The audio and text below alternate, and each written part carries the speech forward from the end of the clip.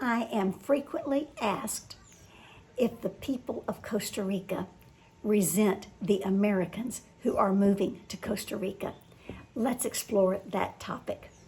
Welcome back to the channel. This is Charmel Roussel in Grecia, sharing information about moving to Costa Rica, retiring in Costa Rica, and living in Costa Rica. I want to reemphasize that I am not a relocation specialist. I'm not an expert in any of these topics. I'm just sharing what I am learning about relocating from the United States of America to Costa Rica, just from my own personal perspective. I live in a community that is half Tico. It's very international. So half of the people here are native Costa Ricans who speak Spanish, and the other half are from all over the world. They are from Italy and Germany and Indonesia and Brazil and Bolivia. A lot are from Canada, and there are several others from the United States of America. Last week when I was at Baldy Hot Springs, I met a couple from Argentina. They are living in Chile, and they are planning on retiring in Costa Rica in 2 years because they really love the beauty of Costa Rica and the climate, and also the warmth of the people. So I have found all of the people in Costa Rica to be very warm and friendly, and that goes for the Ticos, the Gringos, the foreigners, and the expats. So a Tico would be someone who is from Costa Rica. A Gringo or a Gringa would be somebody like me who just got here. Now, if you've been pursuing your residency, maybe you've achieved the status of temporary residency, you might still be considered a foreigner. And once you have achieved full residency or permanent residency, you might be considered an expat. I think I have those terms correct. If that is not correct, then please provide correct information in the comments section. Now, once you have achieved citizenship, which can take, up to 7 years, maybe more, then I think that you would be considered a Tico, just like the natives. So the native Costa Ricans are very light-skinned in color, in contrast to what you might think of Latin Americans. Now, they may not be as light-skinned as I am, but it is my understanding that they descended from the Spaniards who settled here. And again, I'm not a historian. I don't know all of the historical information. I'm just going by what I have been told, what I have learned from talking with people, and what I've read in books.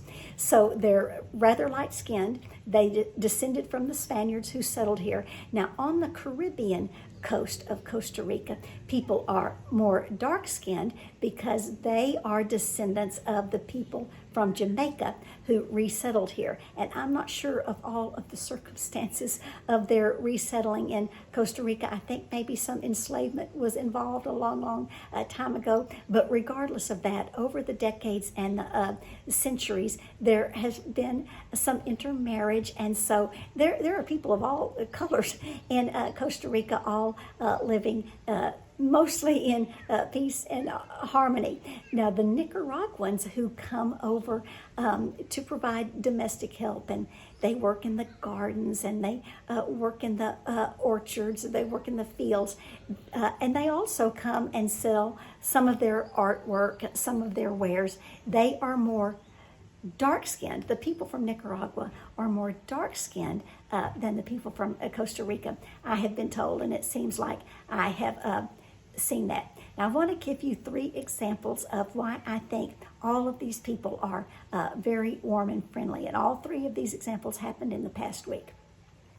My neighbors, 2 of my neighbors speak very little English, and I speak very little Spanish. They saw me waiting for the bus one day last week to go to the farmer's market, and they picked me up and took me with them in their SUV. And we tried to have a little bit of a conversation on the way, which was difficult. But when we arrived, I was very appreciative and thankful and said, gracias, gracias, gracias, because I was the beneficiary of their generosity and hospitality, even though I'm a relative stranger to them. But they were the ones who initiated hugs with me.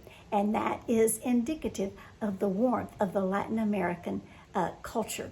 A couple of days later, I was walking downtown on my way to the office where people pay their electricity bills, and I heard someone run up behind me and call my name, and she threw her arms around my waist and said how happy she was to see me again. And it is a real estate agent that I met last July, nearly a year ago. I spent an hour, maybe an hour and a half with her in her SUV as she drove me around a neighborhood to show me where Americans buy houses. And nearly a year later, she remembers me. So she happened to be going also to the office where people pay their electricity bills. So while we waited for our number to be called, we had a conversation about banking issues and residency issues and immigration attorneys and that kind of thing. But at no time did she say anything about when was I going to be ready to buy a house.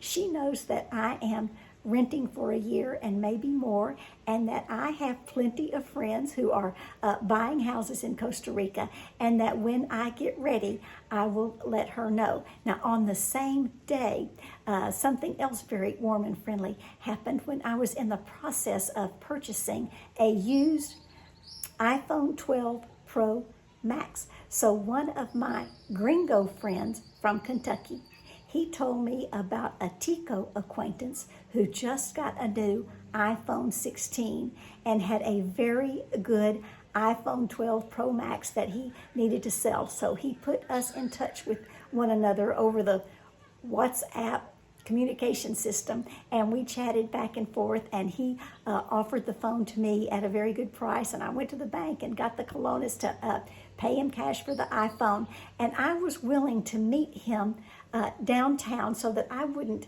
inconvenience him at all. But instead, these two guys came to my apartment. They insisted on bringing the phone to me, and after they got here, they spent 2 hours helping me set up that phone, because the process was going to be partially in Spanish, the part where he took his information off the phone, and then setting it up in English for me, and all of that transition. And not only that, then they took a look at my old phone to make sure that it was still operational and that the new phone had the information from the old phone.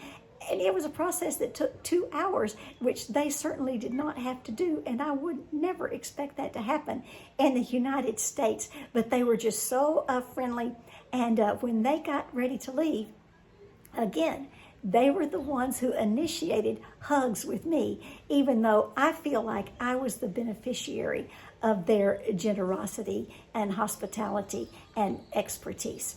So today I am waiting for a neighbor who is bilingual to come over and help me set up a greeting on this phone. I've had a Costa Rica number for nearly 4 months. I've never called anybody on it, and nobody's ever called me because I need to set up a message, but the instructions are in Spanish, very rapid Spanish, and I can't understand what they're saying. If I get a text message in Spanish, I can, copy it and put it in my app, my translation app, so I can figure out what the message is. But I need help with setting up my outgoing message for my phone. So I think when it comes to whether or not Costa Ricans have resentment of Americans, I do not see it here in Grecia. I know that a lot of the economy is dependent on tourism, just like you might find at Disney World. So most of the Costa Ricans are very friendly toward Americans, and a lot of them speak English because they learned it in high school and have retained a lot of it.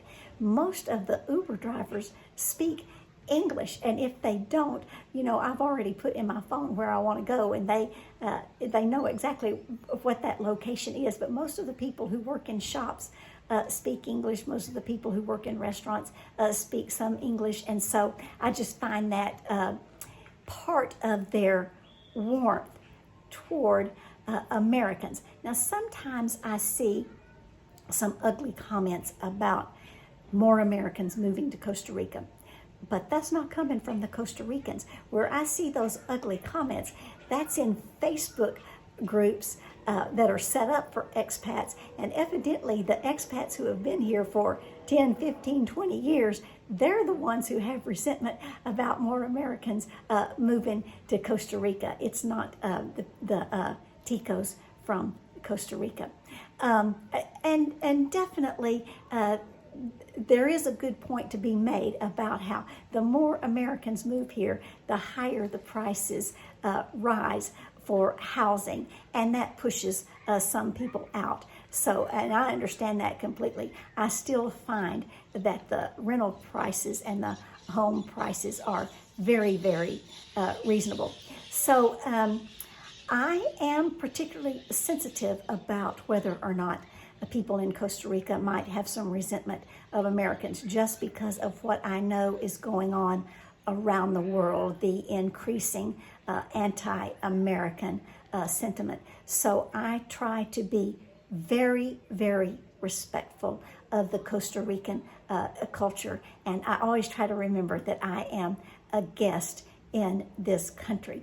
I have not met anyone yet who wishes they lived in the United States of America or wants to move to the United States of America. That's not the case at all. I think the people here have a whole lot of security, and which really impacts their contentment and their happiness. So they don't worry about whether or not they're going to have enough money to retire in their old age. They don't worry about whether or not a medical emergency is going to push them into bankruptcy. And that's because of the very strong healthcare system, the universal healthcare system, and also the universal Social Security system, sort of like what we have in the United States. The United States does not have a universal healthcare system. So I think that they feel very comfortable about that, and they also don't have this attitude about how there's only one pie and there are only so many slices of the pie, and the slices are only so big, and if somebody gets a bigger slice, then somebody else is going to get a smaller slice. They just don't have that outlook or that attitude. They think the pie is big enough for everybody. There's plenty for everybody. They see things from the perspective of abundance rather than scarcity. So out of that abundance, they share with one another and take care of one another. The other thing that I've found about people in Costa Rica, it's a predominantly Catholic nation, and this happens to be their version of Holy Week, which is called Semana Santa. And so we're getting ready for Good Friday and Easter Sunday, and you would think that you would see a lot of people in conversations about come to church with me, or a lot of pressure about going to church, but you don't see any of that at all. People are very private about their religious practice. There's no pressure to join a church or go to church. People don't wear T-shirts with scriptures on them. Nobody has a holier than thou attitude. Nobody is trying to convince anybody else that they need to be saved. They're not claiming that their religious perspective is right and other religious perspectives are wrong. They're not claiming that they're going to heaven and that other people are not going to heaven if they don't switch their perspective. None of that is happening.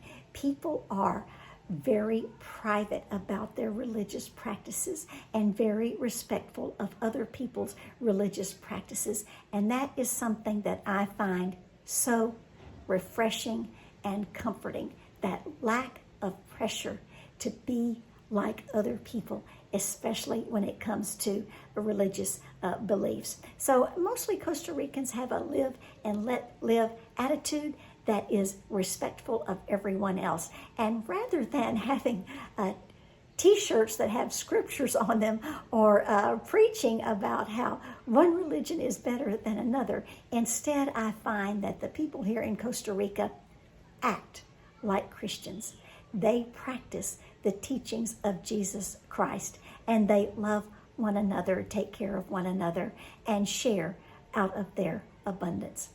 that is what I have learned during a little bit more than 3 months, almost 4 months now in Costa Rica. And I really find the open-mindedness and the tolerance very refreshing. I love living in a global community, an international community. So if you have information to add, please put it in the comments section. Pura Vida, adios.